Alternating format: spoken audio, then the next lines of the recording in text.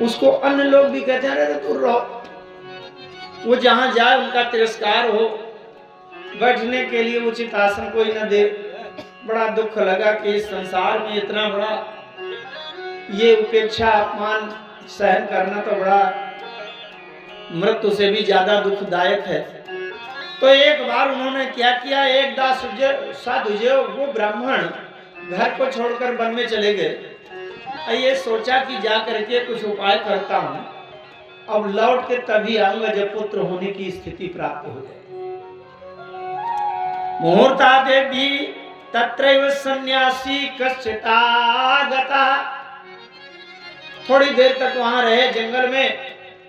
एक पहाड़ था, पहाड़ के किनारे सरोवर तालाब था, वहीं जाकर के बैठ गए और बैठ करके सोचने लगे क्या करूं, घर जाऊंगा लौट करके तो वही अपमान, वही उपेक्षा, वही दूसरों की दृष्टि में हे भावना।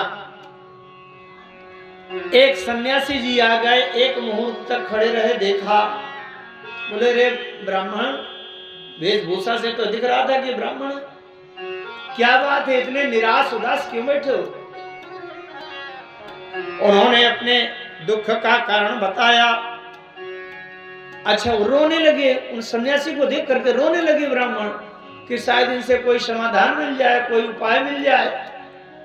सन्यासी जी ने पूछा, कथम रोदसी विप्रम तुम काते चिंता बलीयसी, कथम विप्रसी रोदसी। अरे ब्राह्मण तुम रो क्यों रहे हो? का चिंता बलीयसी, ऐसी कौन सी बहुत बड़ी चिंता तुमको खाई जा रही है कि जिसका उपाय नहीं? व्यक्ति रोता कब है? बहुत छोटी छोटी बातें हैं लेकिन बड़ी तात्विक है। व्यक्ति रोता कब है? अगर कोई समस्या सामने आ जाए और उस समस्या का समाधान करने में हमारे पास वह है व्यवस्था, तब तक व्यक्ति रोएगा नहीं। कोई बीमार पड़ जाए, 10-20 हजार रुपया लगे, कोई बात नहीं, लगा देंगे, 2-4 लाख लगा देंगे। लेकिन जब ऐसी समस्या आ जाए जिसका उपाय समाधान हमारे हाथ में ना हो, तब व्यक्ति रो पड़ता है, अब क्या करें? सन्यासी समझ गए कि कोई इतनी बड़ी चिंता है कि जिसका समाधान इसके हाथ में नहीं है, रो क्यों रहे हो? उन्होंने कहा, धिग्जीवितम प्रजाहीनम धिग्रहं चा प्रजा बिना धिग्धनं चानपत्यस्य धिक्कुलम संतति बिना। ब्राह्मण ने बताया, कितनी अच्छी बात। धिग्जीवितम प्रजाहीनम, वो राजा का जीवन धिक्कार है जिसके राज्य में प्रजा न रह जाए। अच्छा, सब कोई मर जाए, प्रजा न रह जाए, किसके ऊपर शासन करेगा? क्या उद्देश्य है उसका? और फिर कहते हैं, धिग्रहं च प्रजा बिना, घर में हो कोई परिवार ना हो, बच्चे ना हो, कोई प्रजा ना हो, अकेला घुसा पड़ा है। अच्छा, मैं एक बात कहा करता हूं, आप ध्यान से सोचना। लोग आपस में, गांव के लोग आपस में लड़ते हैं ना, ये यहां तक मेरा है, वहां तक मेरा है। और मैं कहा करता हूं कि अगर एक व्यक्ति को कह दिया जाए पूरा गांव तुम्हारा, और पूरा गांव के आदमी खाली करके चले जाएं और केवल अकेले एक आदमी को छोड़ दिया जाए, आप सोचो क्या करेगा? खुश होगा? अरे भैया, जहां जाएगा अकेले, न कोई देखने वाला, न बात करने वाला, वो तो घबरा के मर जाएगा। तो वही ब्राह्मण ने कहा, क्या धिग्धनं च अपत्यस्य, जिसके घर में कोई भोग भोगने वाला ना हो, सुख भोगने वाला ना हो, और उसके पास धन भरा पड़ा हो, तो कहते हैं धिक्कार है उस धन को। वो सोचता है क्या करूं मैं इस भंडार, किसी काम का नहीं। धिक्कुलम संतति बिना, वो कुल परिवार वंश बेकार है जहां संतान। इसका सबका उपाय है, मैं आगे बताऊंगा। जिन लोगों की ये स्थितियां हैं, ज्यादा गहरे दुख में न जाएं। और वो ब्राह्मण ने यह बताया कि पाल्यते या मया धेनु साबंध्या सर्वतो भवेत। अगर मैं कोई गाय पाल लेता हूं, वैसे तो बियाई हुई गाय, खो, बछड़ा पैदा होने वाली लाता हूं, लेकिन अगर मैं अपने घर में लाके खूंटा में बांध लेता हूँ तो उसके बाद वो गाय बियाना बंद हो जाती है, वो गाय बांध निकल हो जाती है। और इतने नहीं, यत् फलम मद्ग्रहायात् तच्च शीघ्रं विनश्यति। मैं अगर फल ले आकर 2 किलो भी अमरूद आम केला ले आऊं तो लाके घर में रखते ही वो सड़ जाता है। और फिर और क्या बताया, निर्भाग्य ये कहते हैं जो पेड़ पौधा में लगा देता हूं उसमें भी फल आना बंद हो जाते हैं। जिस पौधे के पालन पोषण में मैं जल अपने हाथ से जल सिंचित कर दूं उस पौधे में वृक्ष में फल लगना बंद हो जाता। इतना बड़ा दुर्भाग्य है। अब बताइए मैं दुख ना करूं तो क्या करूं? आप सन्यासी हैं, आप जानकार हैं ज्योतिष के, भाग्य के, रेखाओं के, आप बताइए क्या उपाय हो सकता है? सन्यासी भगवान ने कहा शरणु विप्रम मया तेद्य प्रारब्धम तु विलोकितम। अरे ब्राह्मण, अरे पंडित सुनो, मैं तुम्हारा भाग्य देख रहा हूं और भाग्य देखकर एक बात मुझे दिखाई पड़ी है और मैं दावे के साथ कहता हूं। क्या? सप्त जन्मावधितव पुत्रो नैव च। एक जन्म की बात क्या है, सप्त जन्म अवधि, 7 जन्म तक तुम्हारे एको संतान पुत्र नहीं है, नहीं है, नहीं है। अरे अब जब सन्यासी जी ने ऐसा कह दिया तो उस ब्राह्मण ने देखा कि एक पत्थर पड़ा था तो तड़ाक से सिर पटक दिया अपना। अरे सन्यासी घबराए, भैया कर क्या रहे हो? अरे बोले मर जाऊंगा। अभी तक तो आशा थी कि कोई उपाय हो सकता है, ऐसा हो जाए कि मेरे पुत्र हो जाए, और आपने तो बड़ा भारी अंधकार कर दिया कि एक जन्म की कौन बात है, 7 जन्म तक तुम्हारे पुत्र नहीं है, नहीं है, नहीं है, मर जाऊंगा। एक बात ध्यान से सुनना, अगर किसी के सामने कोई व्यक्ति आत्महत्या करके मर जाए जानबूझकर और जो व्यक्ति देखता रहे तो उसको उसकी हत्या का पाप लगता है केवल देखने से। आपके सामने कोई फांसी लगा रहा है, आपने बचाया नहीं उसको।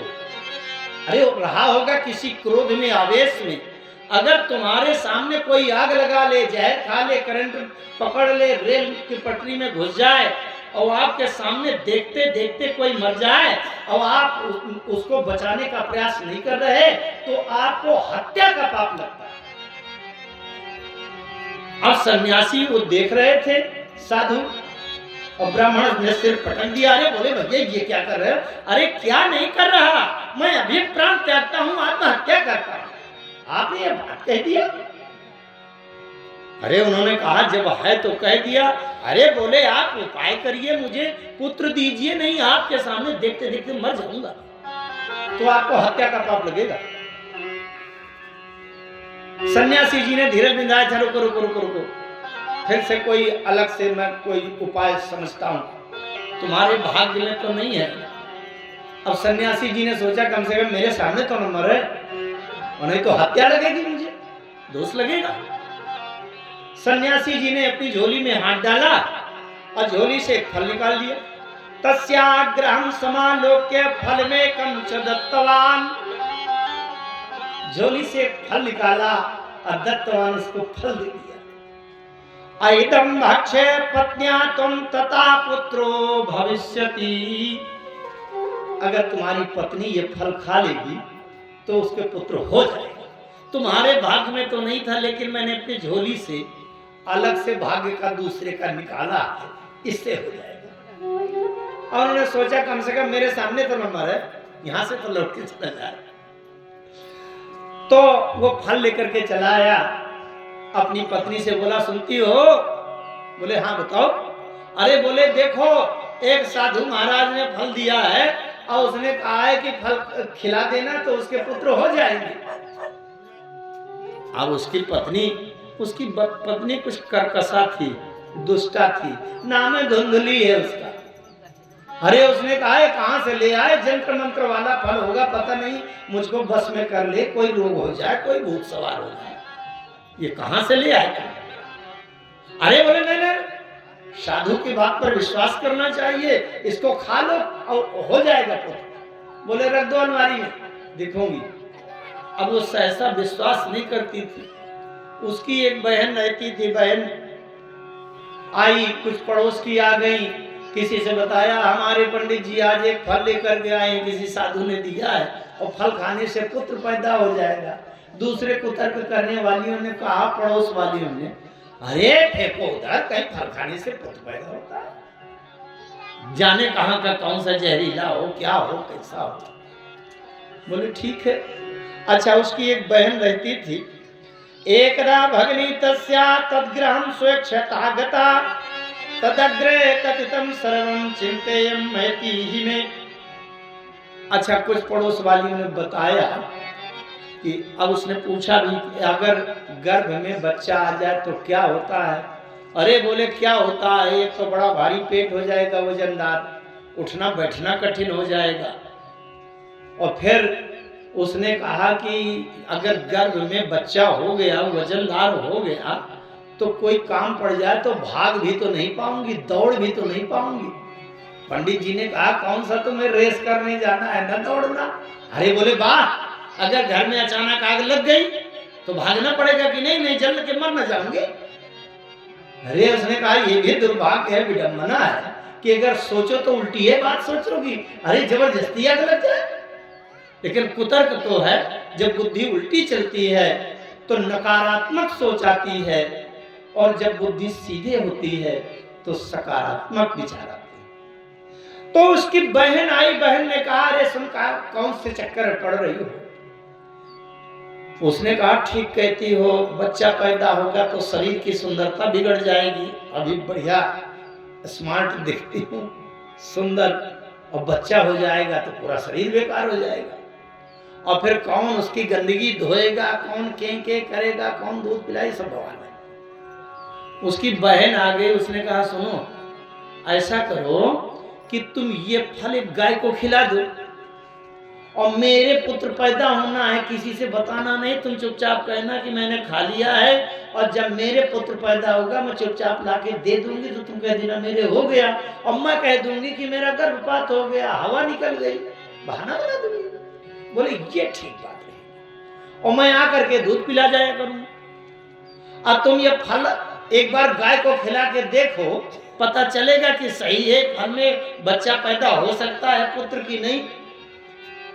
तो उस धुंधली ने वो फल गाय को खिला दिया, गाय को खिला दिया, और उधर उसकी बहन के पुत्र हो नहीं था, और जब समय आया चुपचाप वो पुत्र दे गई उसको, और धुंधली को दे गई। धुंधली ने कहा इसका नामकरण मैं करूंगी, और उसी समय गाय का एक बछड़ा, एक पुत्र पैदा हुआ, वो भी मनुष्य, और उसके कान गाय के कान की तरह थे, लेकिन पुत्र जो हुआ वो बछड़ा पूरा मनुष्य था।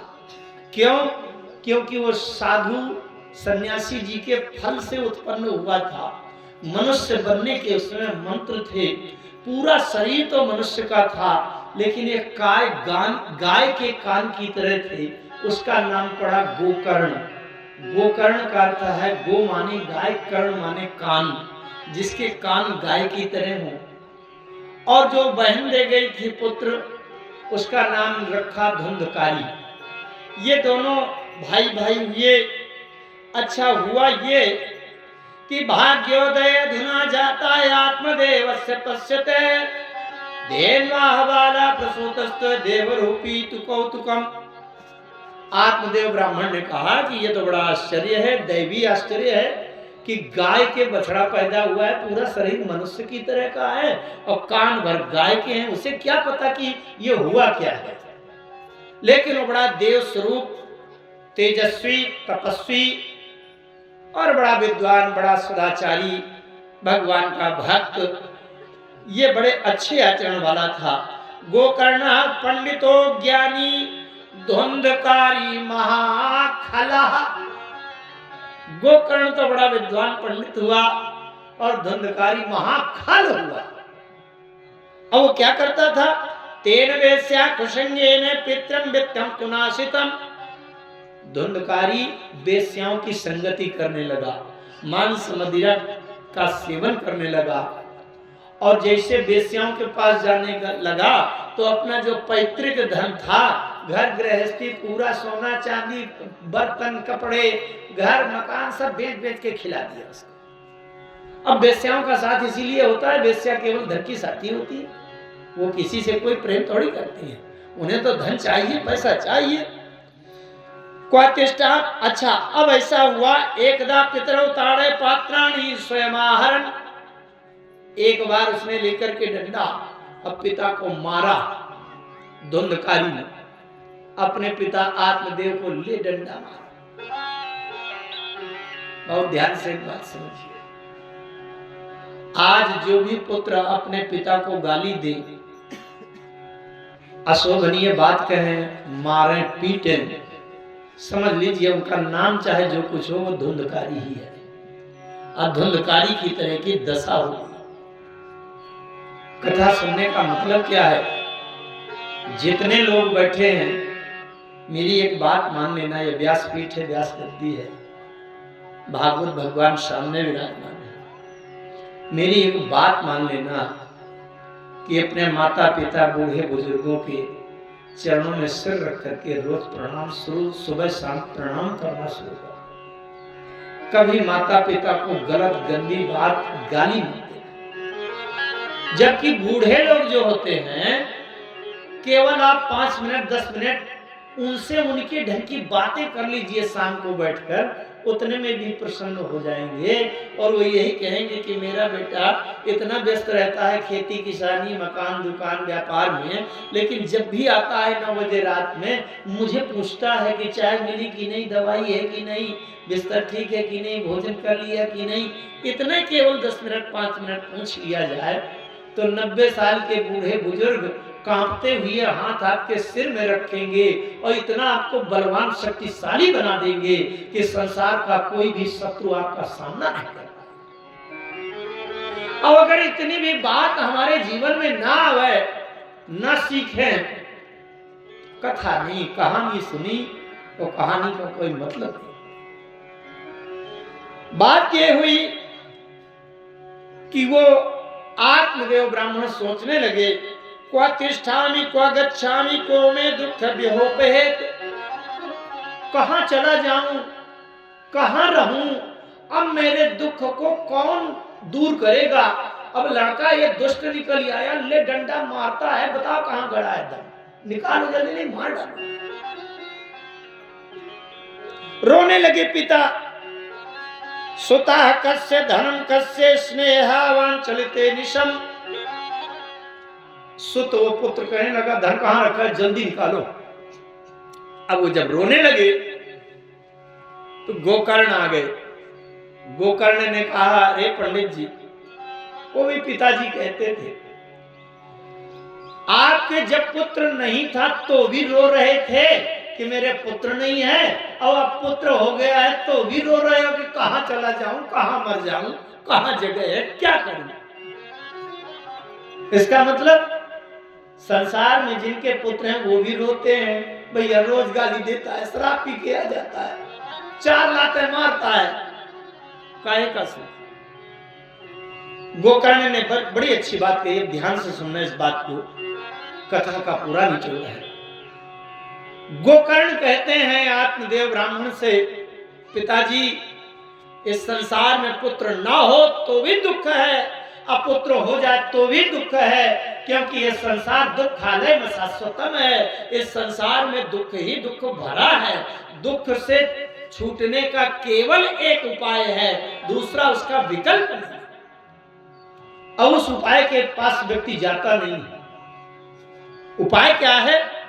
देहे स्थिमां सरुधिरो भिमतिं त्यजत्वं जाया सुतादिषु सता ममता विमुंच पश्यानिशं जगदिदं क्षणभंग निष्ठं वैराग्य राग रसिको भव भक्ति निष्ठा। क्या मतलब? गोकर्ण कह रहे हैं, पिताजी देहे स्थिमांस रुधिरम, ये जो देह हड्डी मांस रक्त से बना है, इससे आसक्ति छोड़ो। और दूसरी बात, जाया सुतादिषु सदा ममता विमुंचय। जाया माने पत्नी, सुत माने पुत्र, आदिषु माने आदि। ये मेरी पत्नी है, ये मेरा पुत्र है, ये मेरा मकान है, ये मेरी जमीन है, ये मेरा कारखाना है। इनसे आसक्ति छोड़ो। अगर आसक्ति बनी रहेगी तो दुख कभी दूर नहीं होगा। एक मैं सरल उदाहरण समझाऊं, है तो वो वेदांत की बात, लेकिन ध्यान से समझना। जैसे सुबह सुबह टीवी में समाचार आया या न्यूज़पेपर आया आपके पास, अखबार समाचार वाला, और उसमें एक समाचार निकला कि एक राजधानी ट्रेन नदी के पुल से नीचे 6 डिब्बे गिर गए, उसमें 800 लोग मर गए, 300 घायल हैं। आप बढ़िया सुबह सुबह चाय भी पीते जा रहे हैं, पेपर भी पढ़ते जा रहे हैं मजे से, कोई इससे प्रभाव नहीं पड़ा। लेकिन वो समाचार में जहां विस्तार से पूरा समाचार लिखा रहता है, तो मरने वालों के नाम सूची लिस्ट लिखी थी। अब मरने वालों में एक नाम ऐसा निकल आया कि वो आपका भाई है, भतीजा है, भांजा है, लड़का है, उसका भी नाम निकल आया कि ये भी मर गया है। अब बताइए, आपके चाय की घूंट नीचे उतरेगी? हाय दैया मच जाएगा, सिर पटकने लगोगे। क्यों?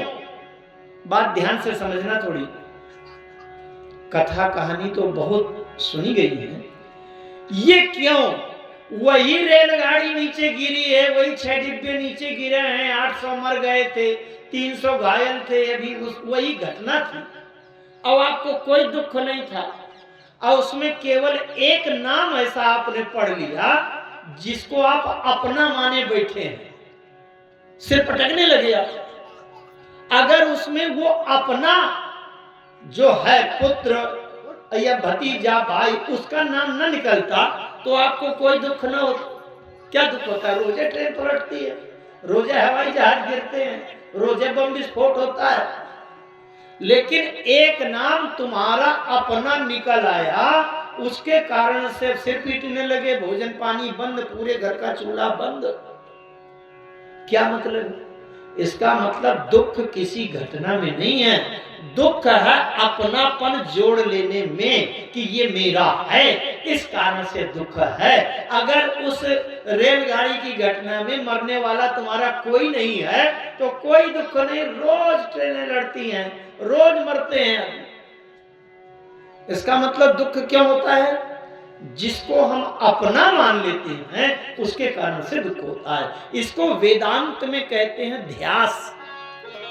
ध्यास शब्द, जब कभी बहुत उच्च कोटि के विद्वानों की सभाएं होती हैं, वहां वेद वेदांत पर बातें होती हैं और उनका उपनिषदों का वेदांत का व्याख्यान होता है, तब शब्दों का प्रयोग होता है और इसके अंदर भी गहराई की जाती है। गोकर्ण ने आत्मदेव को यही समझाया, पिताजी आपको दुख इसलिए है कि इस घर मकान को अपना माने हैं, इस धुंधकारी को अपना पुत्र माने हैं, इस शरीर को अपना माने बैठे हैं। आज छोड़ो इससे अपनापन, यहाँ से निकल जाओ, आपका दुख दूर हो जाए। बड़ी अच्छी बात आती है, न चेन्द्रस्य सुखम किंचन सुखम चक्रवर्तिनः सुखम अस्ति विरक्तस्य मुनिरेकांत जीविनः। ना तो इंद्र को सुख है और ना किसी चक्रवर्ती सम्राट को सुख है। कोई तन दुखी, कोई मन दुखी, कोई धन बिन रहा तो उदास, थोड़े थोड़े सब दुखी, सुखी राम के दास।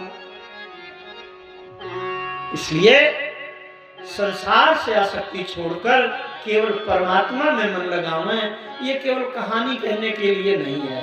मैं कहता हूँ 150 लोगों में अगर एक व्यक्ति के हृदय में भी ये बात बैठ जाए, रहना तो है लेकिन यह मेरा नहीं है। अच्छा, एक बहुत सरल बात है, हमारे पिताजी थे, अगर वो इस घर मकान को अपना मानते थे तो जब वो गए हैं तो अपने साथ उठा क्यों नहीं ले गए? अगर उनका होता तो ले जाते कि नहीं? या हमारा मोबाइल है, हम जब जाएंगे तो उठा ले जाएंगे कि नहीं, है ना? लेकिन वास्तव में ये यहाँ के स्वप्न काल के जीवन भर के लिए है। इस संसार का कुछ भी मेरा नहीं है। अगर मेरा होता तो जिस समय संसार से विदा होने लगते उस समय उठा के लिए जाते कि नहीं? अपना बैंक अकाउंट, पासबुक, सोना चांदी सब लिए चले जाते। इसलिए अन्यस्य दोष गुण चिंतनमा सुमुक्ता सेवा कथा रसमहो नितरम पिबत्वम। केवल आप भगवान की कथा का अमृत रसपान करो, उसी में सुख शांति है। एवं सुतोक्ति वसतो विग्रहं विहाय या तो वनम स्थिर गत 60 वर्षा। आपके 60 वर्ष की आयु बीत गई, कहां तक घर में घुसे रहोगे? दुख का एक कारण और है, जब वृद्धावस्था प्राप्त हो जाए ना तो वहां अपनी मालिकी स्वामित्व तो नहीं चलाना चाहिए। ये नहीं सोचना चाहिए कि सवेरे से हो गया अभी तक चाय नहीं मिली। अरे भाई, चाय नहीं मिली तो आप तो बैठे हो, मिल जाएगी जब मिलना होगा। लेकिन जब तक आप उससे आसक्ति, अपना स्वामित्व, अपना शासन अगर आप नहीं छोड़ेंगे तो आपको कष्ट होगा। अब एक बार क्या हुआ, वो तो चले गए, आत्मदेव तो चले गए, जंगल में छोड़ के चले गए। फिर क्या हुआ, बची केवल मां। धुंधुली नाम था उसका, पुत्र का नाम धुंधकारी है। अब मां केवल बची तो क्वचित्तम तिष्ठाति ब्रूहि अनिश्चय लप्तया न चेत कूपे पाता कृतो रात्रौ तेन सा निधनम गता।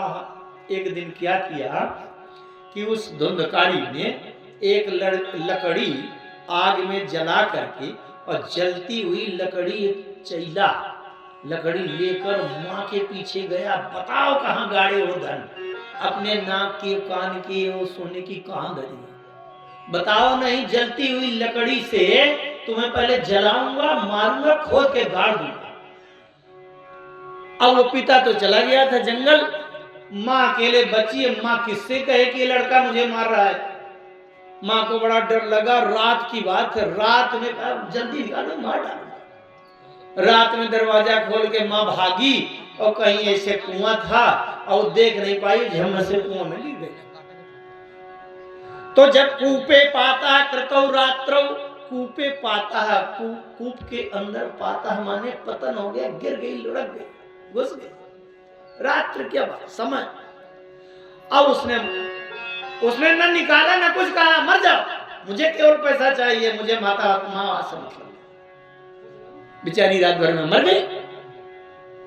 गोकर्ण तीर्थ यात्रा नाम निर्गतो योग संस्थिता। लेकिन जो गोकर्ण थे, गाय के पुत्र गोकर्ण थे, वो तीर्थ यात्रा में निकल गए। तीर्थ यात्रा में कहीं गए दूर, कोई यहां से और कोई तीर्थ यात्री गया, कहीं मिला होगा, किसी ने बता दिया कि भैया जो तुम्हारा भाई था धुंधकारी, उसने पहले तो मां को मार डाला। और एक बार क्या किया धुंधकारी ने कि जिन बेश्याओं से साथ किए था, वो बेश्याएं तो धन, केवल धन की साथी होती हैं। जितना पैसा दोगे तो हंसती खिलखिलाती रहेंगी, जिस दिन से पैसा देना बंद, लात मार के निकाल देंगे। बेश्याओं से प्रेम था, बेश्याओं ने कहा पैसा लाओ। अब घर में उसके धन और कुछ बचे नहीं था, तो एक दिन गया, वो राजा के खजाने में, कोष में जाकर के उसने चोरी किया। और चोरी करके बहुत सा धन ले आया, बेश्याओं को दिया। बेश्याओं ने कहा रे, इसके पास तो अब 10-20 रुपया नहीं थे, ये तो 2 लाख की गड्डी फेंकने लगा। कहां से ले आए, कहां से ले आए? अरे बोले चिंता न करो, राजा के खजाने में हाथ साफ करी आया हूं।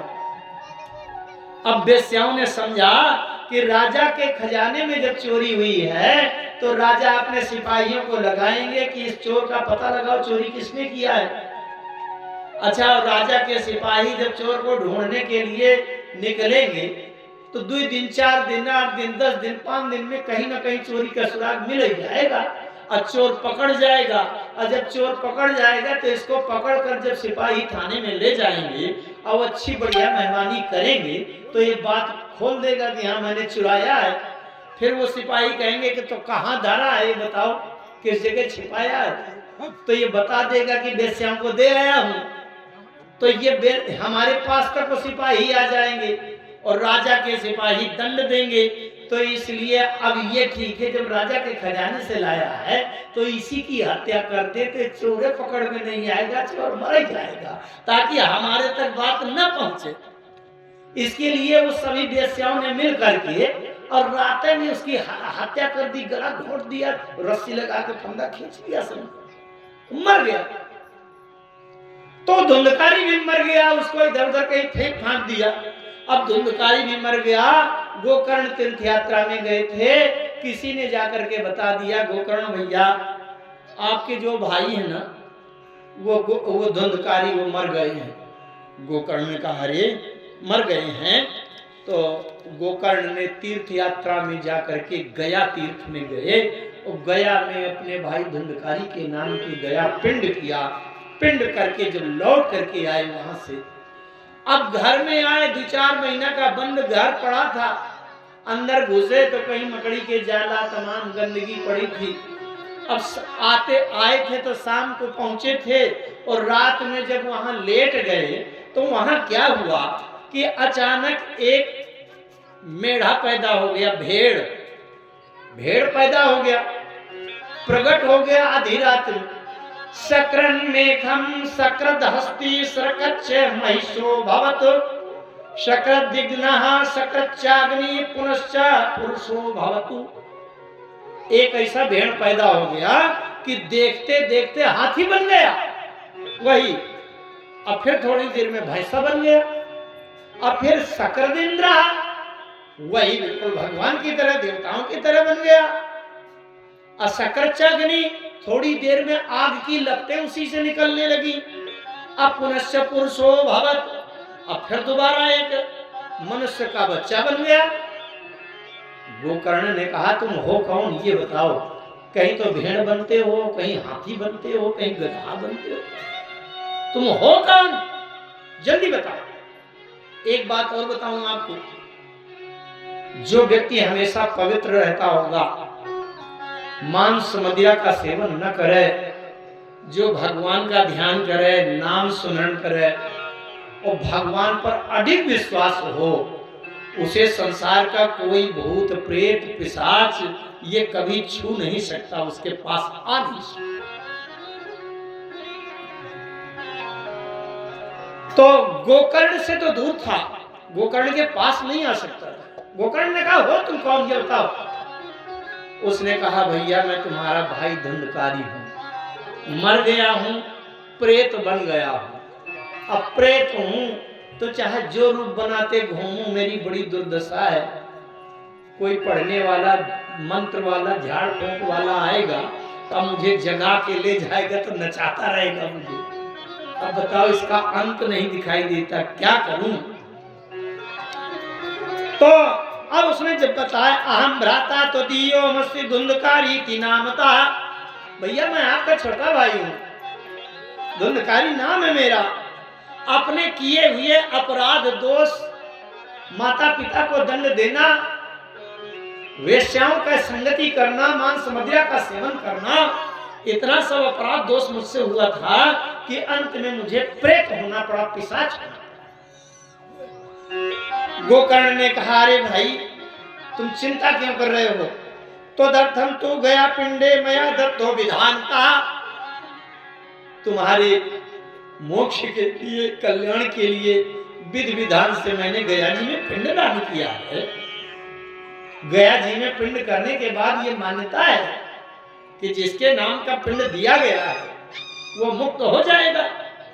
अच्छा एक समस्या आती है, अब काफी लोग सब गया गए होंगे या नहीं गए होंगे तो जान लीजिए, जब वहां पितृपक्ष में पितरों के लिए लोग गया पिंड करने जाते हैं तो वहां हजारों लोगों की भीड़ है, सब लोग पिंडदान कर रहे हैं, पिंडदान कर रहे हैं, पिंडदान कर रहे हैं। तो ये बताओ आपका किया हुआ पिंडदान आप ही के पुरखा को कैसे मिले। इसके लिए क्या विधान है? तो उसके लिए होता है संकल्प पढ़ा जाता है। हमारा कौन सा गोत्र है वो संकल्प सब पढ़वाते हैं।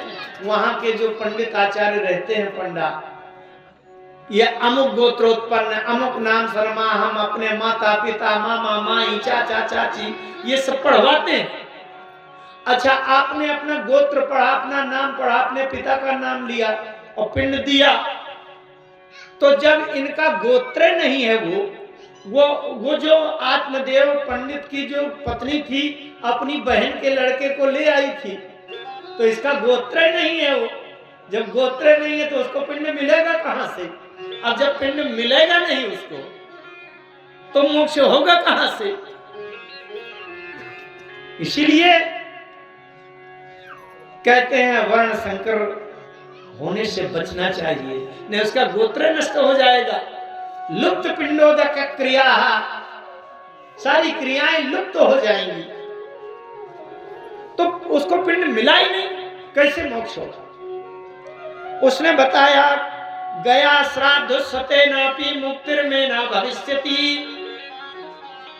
धुंधकारी कहता है भैया एक बार नहीं, आप 100 बार गया में पिंड कर आओ तो भी मेरी मुक्ति गया में पिंडदान से नहीं होगी। क्यों? क्योंकि तुम वहां का गोत्र अपना बोलोगे, जो असली वाला है मैं नकली हूं, मैं दूसरी बहन का था। तो जब मेरा गोत्र नहीं है वो, तो पिंडा मुझे मिलेगा ही नहीं, तो मोक्ष कहां से हो? अब क्या किया जाए? कोई बात नहीं, बोले कोई बात नहीं, दिन होने दो, मैं इसका उपाय समझता हूं, सोचता हूं। और जब दिन हुआ, सूर्य भगवान निकले, सूर्य भगवान से प्रार्थना किया गोकर्ण ने, तो उन्होंने कहा कोई उपाय करो, मोक्ष हो जाएगा। इन्होंने कहा उपाय क्या करें? तो उपाय में यही बताया, श्रीमद् भागवतान मुक्ति सप्ताहम वाचनम कुरु। बड़े ध्यान से समझना एक बात, भागवत कथा का आयोजन तो एक व्यक्ति कराता है, उसका नाम गोत्र लेकर के संकल्प करके पूजन कराया जाता है, लेकिन कथा सुनने में कोई गोत्र पढ़वाया जाता है क्या? अरे कथा तो कोई भी सुने, उसके गोत्र पूछने की और संकल्प करने की आवश्यकता नहीं है। आयोजन एक व्यक्ति कराता है, लेकिन कथा तो सैकड़ों हजारों सुनते हैं। ये तो छोटी सी जगह है, अपने जन्मभूमि ग्राम का है, और हमारी सबकी भावनाएं थी उसके प्रति, लालू राम के प्रति, जो जितना जैसा कर सकता है वो सब कोई उसके लिए हृदय की भावना से उसके प्रति संवेदनशील है। तो उसी भावना से मैंने भी ये कहा था कि मुझे यहाँ व्यवस्था से अन्य किसी प्रकार के उससे मापदंड से मतलब नहीं है, मैं उसके लिए भागवत का वाचन करूंगा। तो भागवत कोई भी सुने वो उसका मोक्ष हो जाएगा। इसलिए धुंधकारी के लिए सूर्य भगवान ने कहा भागवत कथा सुनाओ, उसका कोई भी गोत्र हो, कुछ भी हो, अगर उसको सुनाओगे और वो ध्यान से सुनेगा तो उसका मोक्ष हो ही जाएगा। हुआ क्या, एक हरा 7 गांठ का बांस ले आया गया, उसकी विधि बताई सूर्य भगवान ने। 7 गांठ वाला एक हरा बांस बांधो और उसमें 7 अन्न की पुटकी बांध करके उसमें लपेट देना, ताकि वो 7 दिन का एक एक पुटकी, एक एक दिन का उसका भोजन है। और प्रेत जो धुंधकारी उसी बांस में रहेगा और नीचे से वो कथा सुनेगा। कथा एक एक दिन की कथा सुनता जाएगा तो एक एक गांठ रोज फूटती चली जाएगी, और अंत में जैसे बांस के पूरी गांठें पार कर लेगा तो उसका मोक्ष हो जाएगा, वो ब्रह्म में परमात्मा में लीन हो जाएगा, फिर उसका कोई यहाँ से बंधन नहीं रहेगा। यही हुआ जब 7 दिन की कथा सुनी। सप्त ग्रंथि भीयुतम तत्रा पश्यत चक्रिति मिक्षुतुम। 7 दिन की जब कथा हुई, बांस की 7 गांठें फूट गई। तो वहां भागवत के महिमा में लिखा है महात्म्य में कि एक दिव्य विमान आया भगवान श्री हरि नारायण के वैकुंठ धाम से। विमान आया, एक विमान आया, ध्यान से सुनना, एक विमान आया और धुंधकारी को बिठा करके भगवान के पार्षद उसको ले गए, जबकि भागवत कथा सुनने वाले 150 इसी तरह थे। सबने प्रश्न कर दिया। एक प्रश्न ये किया कि जब कथा सबने सुनी है तो विमान एक ही क्यों आया है? सबके लिए विमान क्यों नहीं आया? तो गोकर्ण ने भगवान से प्रार्थना की कि इस प्रश्न का उत्तर दीजिए। अंदर से प्रेरणा आई तो उत्तर ये मिला कि सब लोगों ने आत्म कल्याण मोक्ष के लिए कथा ही नहीं सुनी। कुछ लोग तो इसलिए कथा सुनने आए थे कि ये गांव के लालू, ये तो राम कथा कहते हैं, भागवत क्या जाने, जरा चल के सुना जाए कि क्या कहेंगे ये। तो मोक्ष के लिए कथा ही नहीं सुना।